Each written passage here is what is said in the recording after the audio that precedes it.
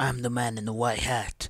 I've seen it all, from corruption to drug cartel controlling the police. But in a short week, I will be retiring from the super helpful information task force. Poor Greenbox never stood a chance, but I will find out who killed him, because after 20 years on the force, it never gets easier. God bless his soul, and we will find out who killed Greenbox. Detective Joe here, a part of the super helpful information task force. I believe I've been sent here to investigate the murder of Greenbox.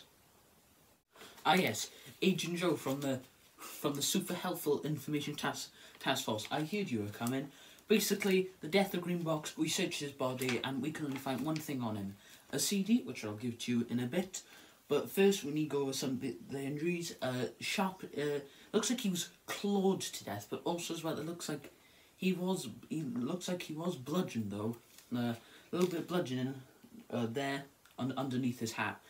Apart from that, nothing else seems taken from him. But the shop clothes do look a little bit suspicious. We don't think it was a family member, and we certainly don't think it was his ex-wife. It must have been a rival of his, but we do not know. Since we have very limited information on him, we're going to give you the disc, and hopefully you can figure something out. Thank you for the information, and I believe I have, and I believe it's right here, the disc. I shall take this to the lab and investigate it. Thank you for your time, investigator.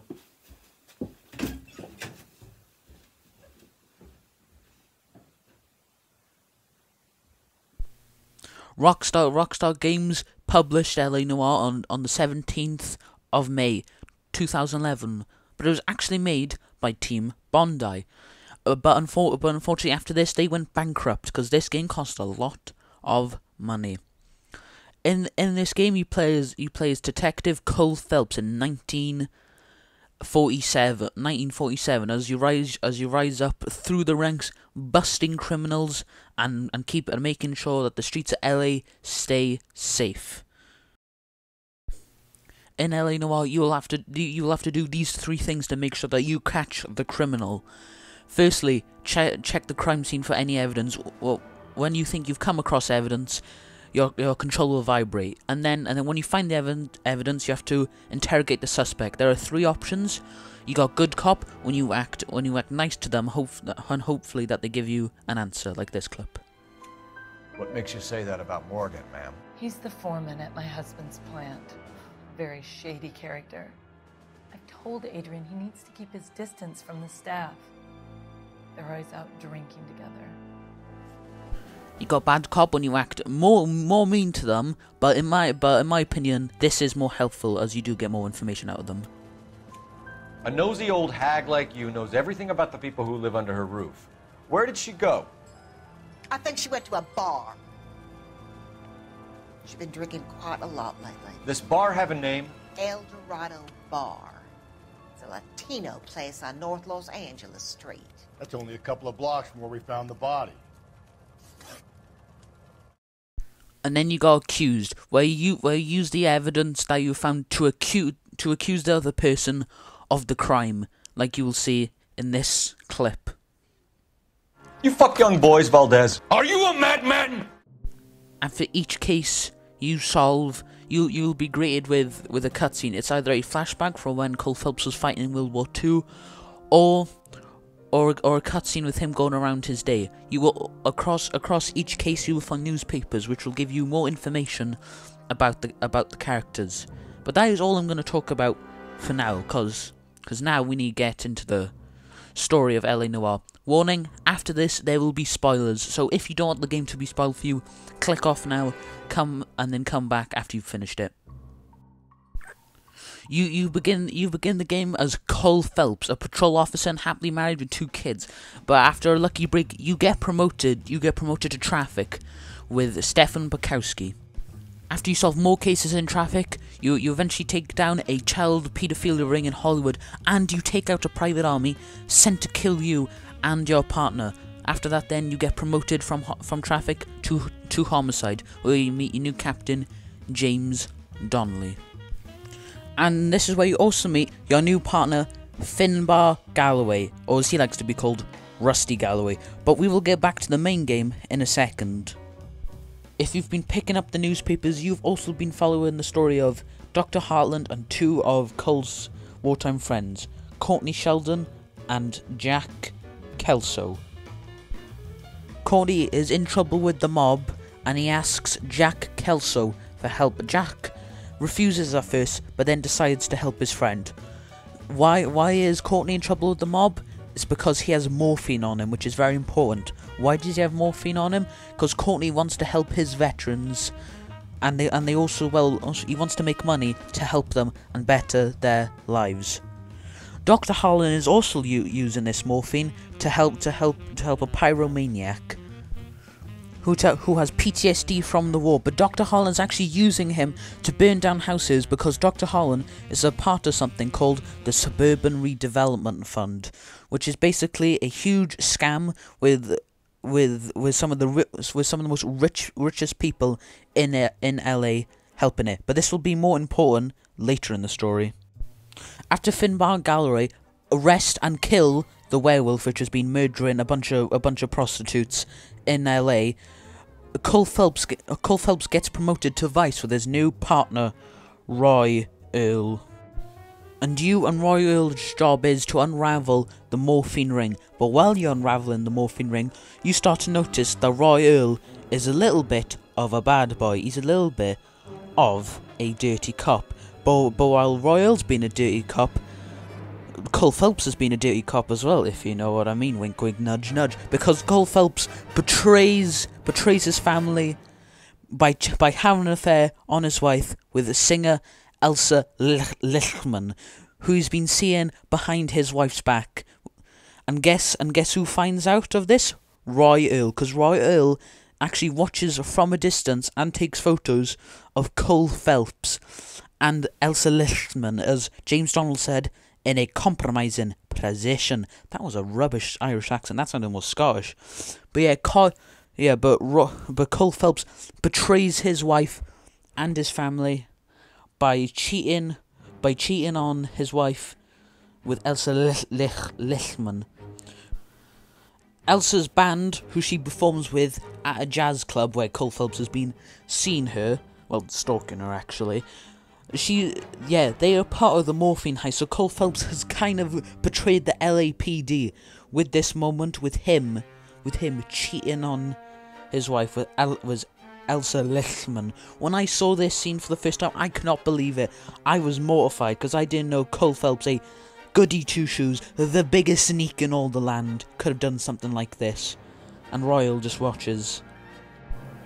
Then Roy Earl goes to the Suburban Redevelopment Fund meeting because they're all going crazy because their scheme is slowly being unravelled. And then Roy Earl comes in and sells you out for a share of the Suburban Redevelopment Fund, which is disgusting in my opinion. Roy Earl betrays you so he can get richer. The head of the newspaper, who's also as well part of the Suburban Redevelopment Fund, says he can get it on the front page by tomorrow, but for now, Roy Earl just needs to play it safe.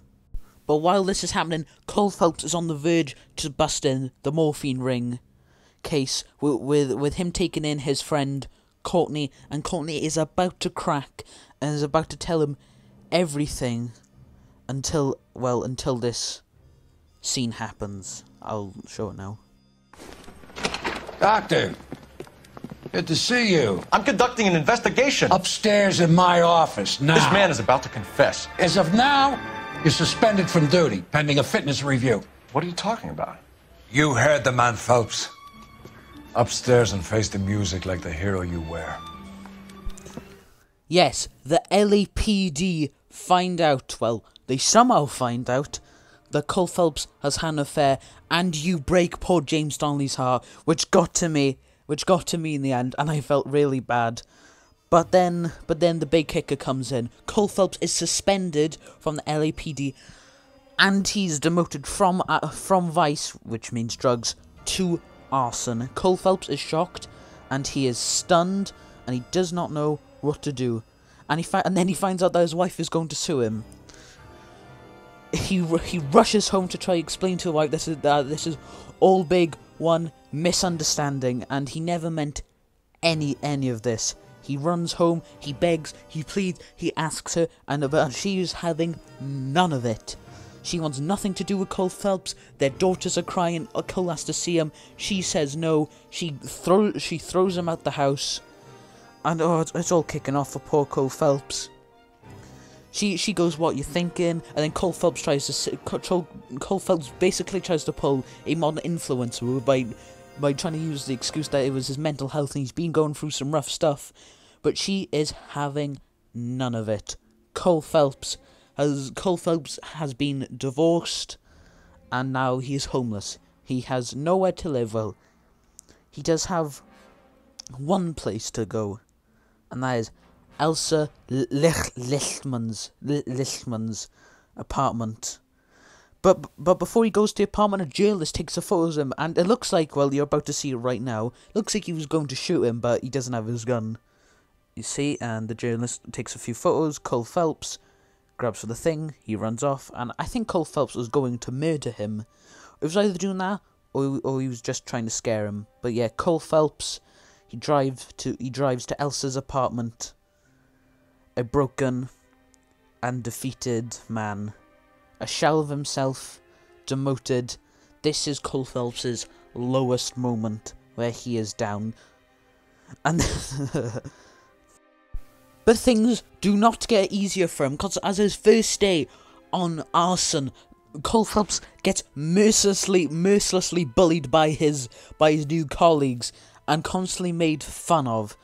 But you do meet your new partner, Herschel Briggs, which I do like. They always talk about how he's given his new girlfriend the schnitzel, and they always send him photos of him crying from the newspaper. But Cole Phelps does not care, and he does not budge. He doesn't actually show any emotion, because Cole Phelps just wants to redeem himself and solve cases. But when he solves cases, it's quickly apparent that something is fishy. So when Cole Phelps gets home, he asks his girlfriend Elsa Lichtman to investigate because Elsa's best friend Lou died. He died in an industrial accident. But Cole Phelps asks her to go to a private investigator to investigate the case. And guess who investigates Elsa's case? None other than Jack Kelso. And things from here are going to get very juicy. Because while Jack Kelso is investigating, he does find out that the Suburban Redevelopment Fund is one big scam made by some of the most influential people in LA, including Marilyn Monroe, who's a big in tycoon guy, and the chief of police, the head of the DA, and Dr. Hartland. But they get wind of this, and they send goons to kidnap and kill Jack Kelso. They kidnap Jack Kelso, they chuck him in the back of their car, and they drive him off to a field. They're going to drive him. They're going to drive him to a field where he is going to be murdered. But Jack Kelso jumps out of the boot, and then he races to Elsa Lichtman's apartment, where he walks in all bloody and beaten. Elsa gets surprised. Cole Phelps runs out, prepared to shoot him. He sees it's Jack Kelso. Jack Kelso makes a remark to him and then collapses. And then Jack Kelso is sent to the hospital, where you meet Peterson, who wants to run for the head of DA. He wants to end corruption in the LAPD, because he knows if he goes after the Vice Squad, this will get him elected, and this will show that he's a confident leader. While this is going on, Courtney Sheldon confronts Dr. Hartland about the morphine, and Dr. Hartland actually kills Courtney. Now, the final mission. Flippin' heck, what an adventure. First things first, Elsa Lichtman goes to Dr. Hartland for therapy. While they are talking, Dr. Hartland assaults and tries to kill Elsa with a glass ball. He picks up a glass ball, he goes for the swing, ready to kill her. He successfully lands the shot, but before he can finish the job, the pyromaniac from all the newspapers, who's been setting all these houses on fire, he comes in and strangles Dr. Hartland to death and then kidnaps Elsa Lichtman. When Cole Phelps gets word of this, him and Jack Kelso find out, and Herschel Biggs has been on Cole Phelps' side throughout the whole game. He did originally think he was a little bit crazy, but now he's caught on and he's now assisting Cole Phelps. All three of them race to find out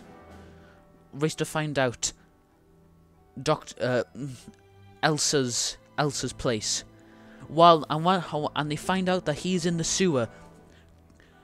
Jack Kelso and Cole Phelps rush over there, and Jack Kelso finds out who this man is. His name is, and the only reason why he has PTSD is because in World War II, Cole Phelps sent him inside a cave to burn it, and inside the cave had innocent women and children who he killed. Cole Phelps did not know that there were women and children in there, but this memory permanently scarred Ira, which is his name.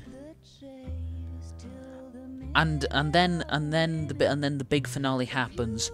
While this is all going on, a bunch of corrupt cops come in and try to kill them. Jack Kelso and Cole Phelps fight them off, and then Jack Kelso puts a bullet in Ira's head, finishing off and putting him out of his misery. But then a flood begins in the sewers. A massive flood comes and tries to kill them. They all run out, trying to escape. Herschel Briggs is waiting for them. He pulls Elsa Lichtman up. He pulls Jack Kelso up, and then it's the big moment. It's like Cole Phelps is the last one there. He gets up. He's getting ready to jump, but then he sees the water, and he realizes it's too late for him. So he sacrifices his life. For Elsa and Jack Kelso. He dies in the tsunami, and at his funeral, Roy Earl gives the main big speech, saying that him and Cole Phelps were best friends, and Cole Phelps was the best guy. When Elsa's hearing this, she walks out absolutely fuming, because Roy Earl started all of this and basically ruined her and Jack, because she ruined Cole Phelps's and her life. And then the big kicker is that Marilyn Monroe has gone to prison, and Dr. Hartland's dead, but corruption is still prominent in the LAPD. With Roy Earl still being around and the chief of police being around, will the LAPD ever be clean again? I do not know. But all I know is the ending to this game. Oof! It took the wind out of me. With it all ending with Patterson and Royal shaking hands, which was a huge question, which was very confusing for me in the end, because I didn't know if Patterson was corrupt. I think personally he was corrupt and he was lying, but yeah, that's just my opinion. But yeah, but Cole Phelps dies a hero, and then he will be he will be remembered as a good cop who had a tragic fall from grace. What the flip was that story? After watching that, I guess I I don't think this CD will tell us anything. So I guess I'm gonna have to rule this out. I still think he was murdered, but they said it wasn't a family member, and they said it wasn't and they said it wasn't a suicide, and I don't think it was his ex-wife. So let's check his YouTube channel, see if there's anybody on there who would have a good chance to murder Greenbox. Now let's go over some things I liked about this game. Firstly, I really liked all the cast of characters. Well, I didn't like all the characters. Royal's a scumbag, but they're all really good, really written nicely. With Cole Phelps, Dr. Harland, James Donnelly, Jack Kelso, Royal, and Elsa Lishman all having unique personalities and traits. Also, as well, the woman who voices Elsa Lishman, she does an amazing job with the soundtrack. I've put it behind this video, and I will put all the songs in the description, all the ones I've used at least. I also really like at the start of every case, you always got like this big like movie like opening, like the quarter moon murderers. I really like that. But apart from that, that's all I liked about it. Now let's talk about the things I did not like about it. I really didn't like the last from Arson up. The game gets okay. Well, I liked playing as Jack Kelso. It gave a different pace and more unique, but a different kind of war was a massive letdown because you play as Jack Kelso 95% of the game, and then Cole Phelps just shows at the end and goes, "Alright, lads," and then he does his thing, flipping, and then he dies, right? And I think as the player, you get robbed because you've seen Cole Phelps go through his highs and his lows, and as a player, I think you get robbed from the experience as not playing as Cole Phelps for the last mission, and it is a big shame. But now let's go over some of the characters, major and minor. First, James Donnelly.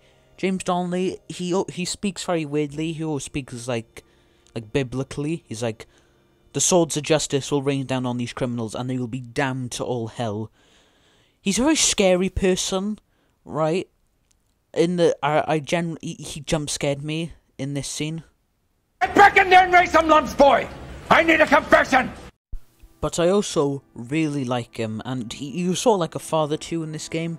He suggests for you to be promoted from patrol to traffic. He actually puts the word in for you, so you have a lot to thank for him about it. And I felt really bad when I broke his heart in Manifest Destiny. Now, Stefan Bukowski, in my opinion, he's a fairly flat and boring character, but in my opinion, he does provide some good comedy with him trying to flirt with girls, but they want none of it, because for some weird reason, every girl in LA just wants Cole Phelps. I don't know why, but yeah, in my opinion, Stefan Bukowski's just a little bit flat. Now Dr. Harlan. Dr. Harlan, he's a manipulator. He puts you in a false sense of security. He calms you down. He buys you tea. He gets his voice real low, like this. And then, BAM! He strikes you. He either kills you, or drugs you. But yeah, this man is not to be messed with. Herschel Biggs, he voices the intro for this game, and he actually foreshadows Dr. Heartland with this scene in particular. A city of undercurrents, where not everything is as it seems. Because when that line is said, where everything's not as it seems, Dr. Heartland's in the background. Because on the outside, he's a therapist, he's a doctor, he just wants to help you. But in fact, he is a manipulator and a very bad person. Courtney Sheldon is very naive. He is very... I wouldn't call him stupid, he's very naive. He always has good intentions with the morphine. He just wanted to make some money to help his veterans. And he wanted to get them through the rough times. That's how he met Dr. Heartland, because he came to him for help and advice, and then all of a sudden he gets dragged in to the Suburban Redevelopment Fund. So I just feel bad for him more than anything. Next up is Finbar Galloway. Finbar Galloway, he's very lazy. Well, when he's solving a case, he always says, "Can we just speed this up? I want to have lunch." He's a failed ladies' man. He's been divorced over 3 times. He's admitted to hitting women, but I like him because he does provide some funny moments, and he takes no nonsense off nobody. I wouldn't call him serious, but I wouldn't call him funny. And him and Cole Phelps bounce off each other really well. And also as well, he has a certain way of handling justice. Man, are you sure you won't be upset? Try me, Ferdinand. I was kissing her. It's not against. I didn't really talk about Herschel Biggs that much, but he's actually quite a massive part of this game. For all the patrol levels, which are like the tutorial levels, he does like a little monologue. He monologued the tutorial and the first 4 missions for patrol, because after patrol you get promoted. He actually foreshadows the events of this game in this cutscene for I think it's Buyer Beware. No, it's Upon Reflection. I'll show it right now. Chain of command. Mistakes get made, but you deal with them. You know what you're fighting for, and that you're on the same team. But dealing with corruption is like chasing shadows. You never know whether the guy you're talking to is on the pad, or whether it's your partner, or maybe even the watch commander. Herschel Biggs, he foreshadows the corruption and the betrayal, because Royal, he's a corrupt cop, and he betrays you in the end. So this guy, he does a lot of foreshadowing, and him and Cole have some really good chemistry. Elsa Lichtman is the main catalyst for the final act. She helps Cole Phelps become from a robot who obeys the law to more of a human person, but I will get to more of that later. She gives the first hints for the Suburban Redevelopment Fund with the infamous cutscene with Royal, which we'll talk about when we get to Royal. But yeah, she's the main catalyst for Cole Phelps' change, which I will talk about later. She has been through a lot. She fled Nazi Germany, and she now lives in America.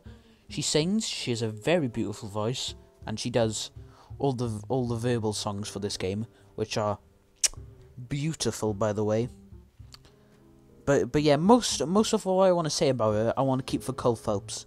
So this is gonna be pretty short, but yeah, she is the main. But she does give the first hints for the Suburban Redevelopment Fund, because she's crying in the infamous cutscene with Royal about her friend Lou dying in a suburban accent. A industrial accident. But now let's talk about the big 3: Jack Kelso, Royal, and Cole Phelps. First, Royal. Royal is a scumbag. Royal is a racist. What an evening I'm having. First a Negro puts his hands on me. A sexist who hits women. Who do you think you're talking to, you German junkie whore? Don't you ever forget your place with me again. Do you hear me? Evening, Doc. How's business? And is also implied to be a fascist, by this line said by Elsa in the cutscene. Phelps, war hero and crime fighter extraordinaire. And why would I want to meet another fascist from the LAPD? And if that is not a convincing argument, remember that this man sells you out for money. He betrays you, and also he's a corrupt and dirty cop.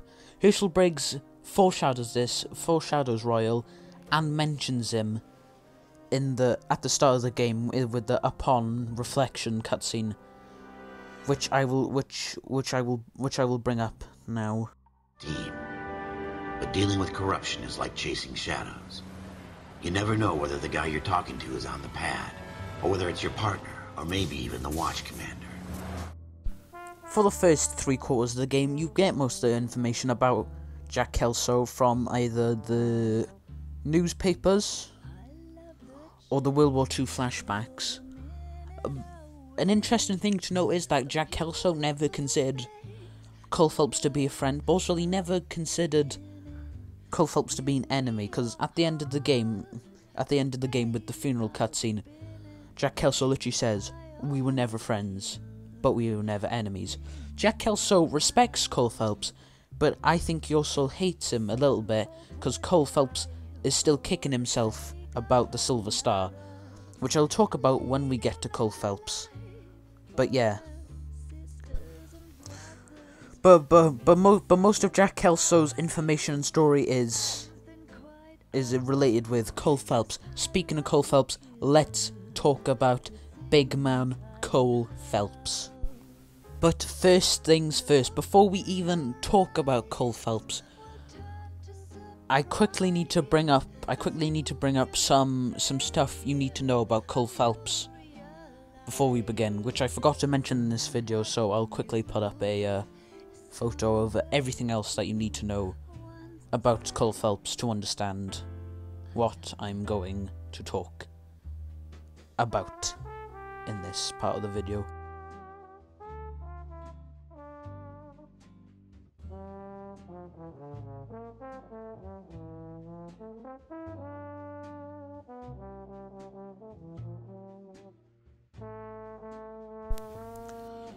But yeah, first things first, Cole Phelps will arrest anyone. He lives his life by the law. He will arrest anyone, from his close friends to Jack Kelso and Courtney Sheldon to random nobodies like Edgar Kalu. This man lives his life by the law. He follows every order to a T, like you can see in the World War II flashbacks. He will follow every order to a T, even if it costs men. When it comes to his police work, he will arrest anyone because that might be put on the paper and might boost his image. But when he actually faces a real moral, when he actually faces an injustice and a crime and something that is wrong and something that he would never do and something that he knows is wrong, like the infamous slap from Royal, he doesn't do anything about it. Because Cole Phelps has a hero complex. If it doesn't boost his image, he will not do it. But when faced with a blatant moral injustice, he won't do anything about it because it doesn't boost him. In fact, if he were to stand up to Royal at that scene, it would hurt him in the long run. Well, it would hurt him because Royal is a influential member and a very powerful member of the LAPD. But that all changes when he has his affair with Elsa Listman, because he stops caring about his by-the-book image, and now he actually cares about being a hero and standing up to people. And with Elsa's support, he eventually stands up to Royal after Royal is investigating the murder of Courtney Sheldon in this scene.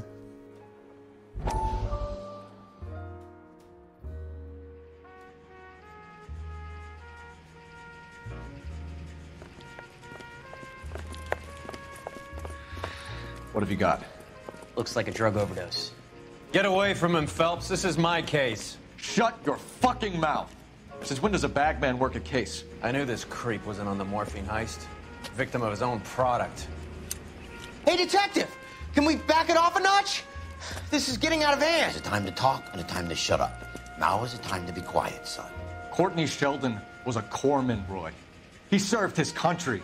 He went out with a medical kit and an Army 45 into places that made the Valley of Death look like a picnic. He was either naive enough or dumb enough to get involved in the Suburban Redevelopment Fund, along with the mayor, the DA, Monroe, and a certain crooked cop. He was involved in the morphine heist, but he has a puncture wound in his jugular, which makes this a murder case. He was a better man than you'll ever know. You say one more word about him and I will blow your fucking head off! You finally lost it, partner. I have a pretty good idea why Sheldon's dead. And I know about Monroe. Your vast, corrupt future is draining away as we speak. I got better things to do than argue the rub with you. Stay with him until the coroner gets here. Make sure technical services bags the evidence. If you let this creep anywhere near it, I'll come looking for you. Yes, sir. You know, Phelps, you're not the worst asshole going around. Thanks, Herschel. Because Cole Phelps actually wants to be a hero now, he stops seeing everything in black and white. He starts seeing the world in different shades. Now, and Elsa even compliments him on this, with him saying that they can finally see the world in a normal way, in a human way. But another thing that haunts him, though, is the way he got the Silver Star, because I didn't speak about this in the story, but Cole Phelps actually got a Silver Star from being a coward. He was the last person in his platoon to survive, because he hid in a hole. And Cole Phelps hates this, but when he hates this, but then when he has his affair with Elsa, and he actually starts becoming a hero, I think he feels like he's redeemed himself. And with him eventually getting over it after speaking to Jack Kelso. And with all of this, Cole Phelps has felt like he has redeemed himself. And then, at the end of the game, he commits the ultimate sacrifice. And sacrifices his life for his friends. So everything has come full circle from being a hypocrite and only caring about his self-image. He is now an actual hero who has stood up to corrupt cops, woman beaters, and spots out actual injustice. And with his death is being completed. I originally did not like the ending, but now looking back on it, I think it was a perfect way to end off Cole Phelps's arc as a character. Well, I'll have to look it through his channel. I gotta say, bad beverages. But I don't know what the hell's going on with word review. But after looking through it, I have assembled a list of four suspects that I think, out of everyone who's appeared on, five. Out of all the people who appeared on his channel, these five are probably the most likely to have killed Greenbox. I will show the evidence, and then I'll show the evidence, and then we'll find out who the criminal was. Yeah, I'll gather some evidence, I'll show it, and then make my mind up, but then we might arrest him. But overall, do I think Cole Phelps is a good character? Yes. Do I think the last part of this game is bad and boring? No. Do I think the last mission is a huge letdown? Absolutely. Do I think Cole Phelps's character arc was fully concluded? Yes. And the big question, do I think Ellie Noire is a... That's a certified hood classic. Yes, I do. To the characters, to the world, to the little things like collecting police badges and CDs, and also suits, and solving all the street crimes. This game was really fun to play. I enjoyed it from start to end. It was disappointing at some parts, but at the end of the day, I think this game is a certified hood classic, and I think you should definitely play it. Despite if you go into this part of the video, I've spoiled everything for you, but I still think you should play it. This game deserved every single award it got, and the actors, especially I forgot his last name, but Aaron, the person who plays Cole Phelps, did a fantastic job. The voice, the music, some of the best music I've ever heard, all originally composed, but they did have some licensed songs in there to give it an aesthetic feel. They handle the 1940s and the war in a gritty way, with domestic abuse being brought up, with Cole Phelps talking about it a lot. But yeah, Ellie Noire is 100% a certified hood classic. But now I want to talk about this video. This video has taken me 2 weeks to make, but I've been working on it when I was making the Battlefront series. I was actually working on it for around 4 weeks, just gathering screenshots and putting through the game and observing things. But yeah, 4 weeks, I've done a lot of new things. I made a script for the first time, which I might put in the description at the end of this video. But also as well. I haven't scripted this part, so you will hear me stutter a lot. But along with me having a script for the first time, I've also, I've made a story now with Who Killed Greenbox. Stay tuned for that. I've also as well, I'm looking forward. I hope there's positive feedback for this, and I hope people like this.